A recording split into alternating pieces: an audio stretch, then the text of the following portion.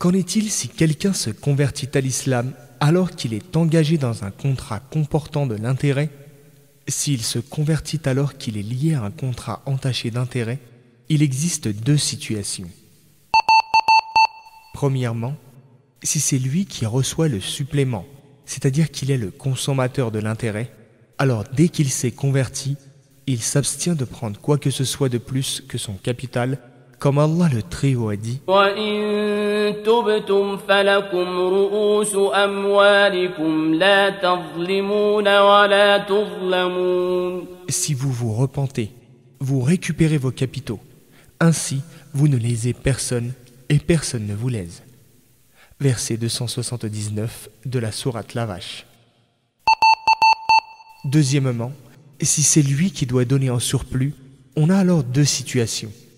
S'il peut résilier le contrat et ne plus être lié par lui, alors il doit le faire si cela ne lui est pas trop préjudiciable.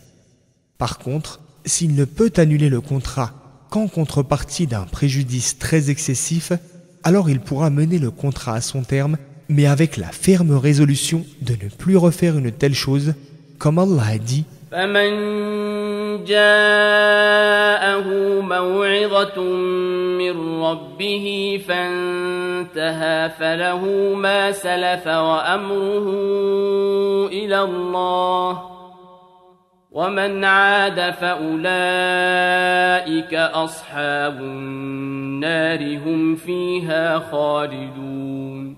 Celui à qui est parvenue une exhortation de son Seigneur, l'informant de l'interdiction de l'intérêt, et qui en conséquence cesse la pratique de l'intérêt, n'est pas reprochable pour ce qui a eu lieu auparavant, c'est-à-dire qu'il peut conserver ce qu'il a reçu de riba d'intérêt avant de connaître son interdiction. Et son cas relève d'Allah, mais ceux qui récidivent, ceux-là seront les gens du feu, ils demeureront éternellement. Verset 275 de la sourate La Vache. Est-ce toi le créancier qui va recevoir le supplément, c'est-à-dire le consommateur de l'intérêt?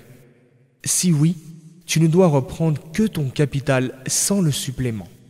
Si c'est toi qui dois donner l'intérêt, peux-tu résilier le contrat sans devoir supporter un grand préjudice?